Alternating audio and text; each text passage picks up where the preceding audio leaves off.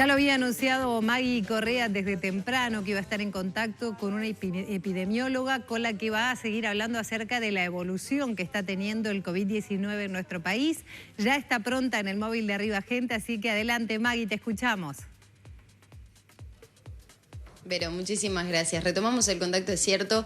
Queremos conocer un poco, a raíz de los 309 casos que se confirmaron y un fallecimiento en las primeras 2 semanas de la presencia del COVID-19, este nuevo tipo de coronavirus que ya está afectando y circulando en nuestro país. ¿Cómo iba a ser esa tendencia? Bueno, les podríamos decir que comparativamente, más allá que a los médicos y sobre todo a los epidemiólogos no les gusta hacer esta comparación, se podría decir que la tendencia es relativamente buena, pero todo esto lo puede explicar la doctora Pujada, que le agradecemos muchísimo que nos haya recibido también. Buenos días. Buenos días, gracias a ustedes por la oportunidad de difundir información. Bueno, sobre todo creo que los televidentes, la gente en general, quedó un poco nerviosa después de este primer fallecimiento de un hombre de más de 70 años.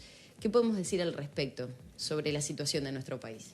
En realidad, permítanme primero explicar un poquito en qué consiste la epidemiología. Cuando de repente es una ciencia que no todos la conocen bien. Nosotros, los epidemiólogos, lo que intentamos hacer es conocer la distribución y los determinantes de los procesos de salud de enfermedad en la población. Entonces, cuando concretamente para el problema de la infección por coronavirus queremos conocer qué pasa, tenemos que saber que el impacto que puede tener una infección como esta depende de varios factores. Por un lado, del virus, cómo se comporta, cómo se transmite, su velocidad para transmitirse, cómo se contagia.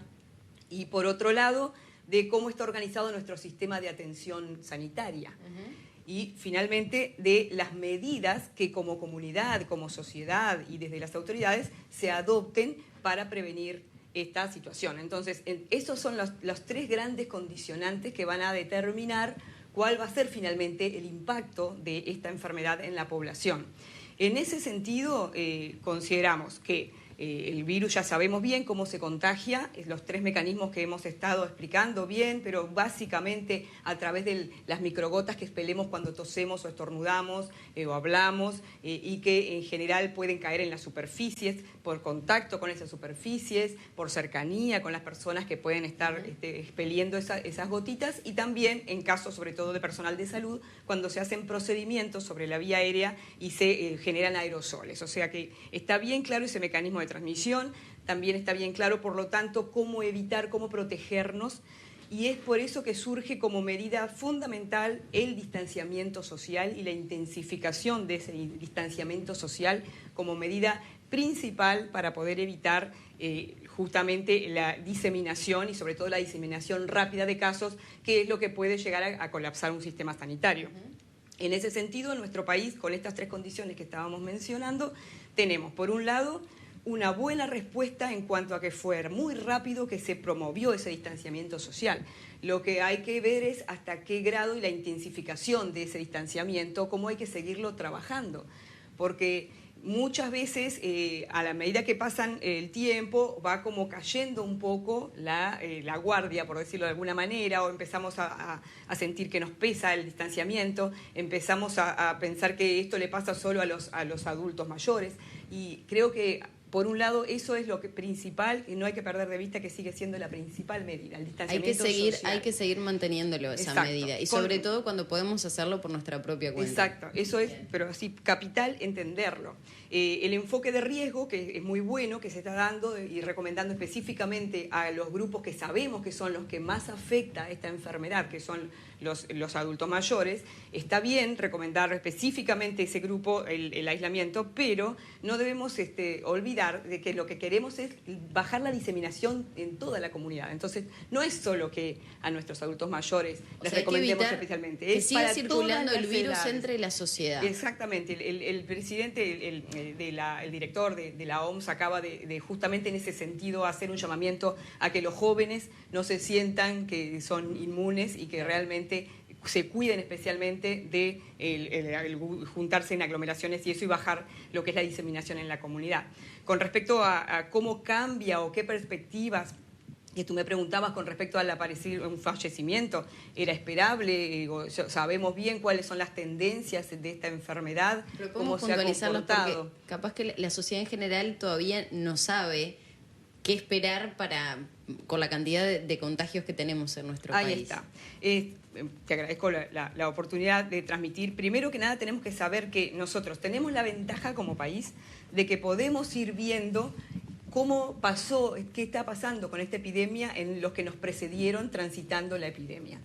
Pero por otro lado, y eso es una recomendación general de todos los expertos, hay que ser muy cuidadoso en la comparación, porque volvemos a los 3 puntos que yo te decía. Nosotros tenemos características que son diferentes a las de otros lugares, características propias en cuanto a la organización de la atención sanitaria, en cuanto a el conocimiento de cómo se está diseminando la enfermedad y, por otro lado, con medidas que se tomaron rápidamente de promover, sobre todo al interrumpir las clases, ¿no? Promover el aislamiento social. Entonces, con esas perspectivas, si nosotros nos fijamos, a su vez, la cantidad de diagnósticos que se vienen realizando, también tenemos que tener en cuenta que cuando un país tiene test diagnósticos, ofrece el test y se hace, va a encontrar más también que el que no lo hace. Eso es clarísimo. Entonces, con todas esas variables es que uno puede interpretar cómo viene la curva epidémica en nuestro país. En principio, si nosotros lo comparamos o ponemos con todas esas salvedades, con los casos, el Johns Hopkins, por ejemplo, es uno de los sitios donde uno puede ver más cómo es la tendencia global. Nosotros vendríamos con una curva un poco más parecida a países como Japón o como Corea del Sur, por el momento, justamente porque es un poco la pendiente un poco menor. Por más que uno dice, bueno, 309 casos en 2 semanas parece mucho, pero en realidad la tendencia es un poco menor y sobre todo el tipo de transmisión, que es una transmisión local, que ya la tenemos, y hay cadenas de transmisión, varias cadenas de transmisión en la población, pero que si mantenemos y si intensificamos las medidas de distanciamiento social, lo que vamos a lograr es que esa curva, en vez de ser abrupta y en ese caso sobrecargar el sistema de salud, pueda ser más mantenida en el tiempo. O sea, por las características de la enfermedad, que contagia durante un tiempo más prolongado que otras, que puede ser incluso un contagio de personas asintomáticas o con pocos síntomas, y que entonces requiere realmente periodos prolongados del aislamiento. Pero si nosotros tenemos en cuenta estas características, sabemos que el contagio, que va a ser obviamente de persona a persona, puede ser más prolongado en el tiempo y no tanto en un pico abrupto. Eso es lo que esperamos para nuestro país y seguimos con las medidas. Sacando cualquier tipo de cuestiones políticas o de decisiones políticas, ¿habría que hacer cuarentena obligatoria durante un periodo, aunque sea corto, de tiempo? Yo prefiero en ese sentido insistir en el concepto para que entendamos por qué la importancia del distanciamiento social, de la forma que el país lo pueda implementar, pero teniendo en cuenta que el argumento y la fuerza que tiene que tener ese distanciamiento social es para cortar la cadena de transmisión. Y esa cadena de transmisión solo la cortamos así. Por eso es tan importante la respuesta social en conjunto. Y en este sentido creo que tenemos que estar juntos, estamos de hecho creo que trabajando en conjunto desde las autoridades sanitarias, las autoridades obviamente del país, con todo lo que es la academia, con todo lo que son los actores de todo tipo, los comunicadores y fundamentalmente el que se involucre la población, que la población entienda eso. Más allá de la forma en que se imponga o no, digamos, ese aislamiento, me parece que lo que es fundamental es entender la importancia de ese aislamiento. Doctora, por otro lado, con esta tendencia, como está el tiempo por estos días, que seguimos con buena temperatura, la respuesta que se ha tenido del sistema de salud, el acatamiento que ha hecho gran parte de la sociedad, habría que esperar ¿cuánto tiempo para que de alguna manera se empiece a suavizar un poco todo, se empiece a normalizar un poco más, baje la cantidad de contagios? ¿Cuándo podríamos decir o hasta cuándo podríamos decir que esta epidemia estaría circulando en nuestro país? Bueno, acá tenemos que también introducir otro concepto que es una cosa es lo difícil que es hacer proyecciones, pero que de todos modos tenemos que hacerlas a la hora de prever los recursos humanos y materiales que nos va a insumir el manejo de toda esta situación. Que eso se está haciendo, pero que es fundamental porque de eso también va a depender hasta cuándo podamos estar en esta situación. Y por otro lado, conociendo cómo se desarrolla la enfermedad y apostando a que con estas medidas achatemos esa curva, digamos, sabemos que vamos a tener meses, que vamos a tener que estar... ¿Qué son meses? Porque una cosa son 2 meses, otras son 4 meses. Todavía no entramos en invierno. Todavía no estamos en invierno y en especial los pediatras sabemos también que siempre en invierno y van a entrar a tallar otros tipos de infecciones. No vamos a dejar de tener las infecciones que tenemos habitualmente. De hecho, la OMS planeaba para este año una epidemia más fuerte de influenza antes de que se desencadenara todo el coronavirus. La OMS había hecho una alerta sobre cómo podía presentarse la influenza este año. O sea que necesariamente vamos a seguir teniendo ese pico en el invierno que siempre tenemos.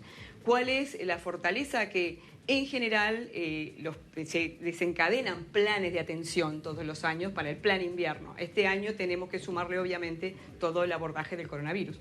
Pero en eso hay que tener conciencia de que esto va a demorar, no se va a ir. ¿Cuántos meses? No podemos saberlo a ciencia cierta, pero los expertos dicen que nunca antes de 3-4 meses. De hecho, si uno analiza lo que fue la experiencia en China, en la provincia de Hubei y en Wuhan, fue de 4 meses, recién ahora están empezando y con todos los controles que ellos hicieron. O sea que va a depender, insistimos, de nosotros va a depender. Doctora, no quiero dejar pasar esta pregunta que me la hacían desde la producción y yo creo que es más que pertinente respecto al después. ¿Después qué vamos a tener que hacer? ¿Andar con barbijo todos? Se ve en China, por ejemplo, que ellos son muy precavidos con ese tema. ¿Habría que continuar así? ¿Qué medidas tendría que adoptar la sociedad? Más allá que estamos recién ingresando en este terreno, pero creo que sería bueno también tenerlo en cuenta, porque va a cambiar los hábitos de todos. Sí, dentro de todo lo que es el cambio de hábitos, tenemos que tener en cuenta que también en la salud los determinantes que inciden van a ser tanto estilos de vida como todo el impacto económico que esto pueda tener. O sea, eso también cuando hablamos de salud lo tenemos en cuenta desde la epidemiología. Ahora, dependiendo de cómo vaya la curva epidémica, van a ser obviamente las recomendaciones paulatinas de qué medidas se vayan tomando. Por el mecanismo de transmisión, el circular por la calle con tapabocas, por ejemplo, no ha demostrado ser efectivo. Es distinto si uno está en contacto con otra persona a menos de 1 metro o si uno está en situaciones en que la persona está tosiendo, etc. Está bien claro en qué oportunidades hay que utilizar qué tipos de equipo de protección personal también.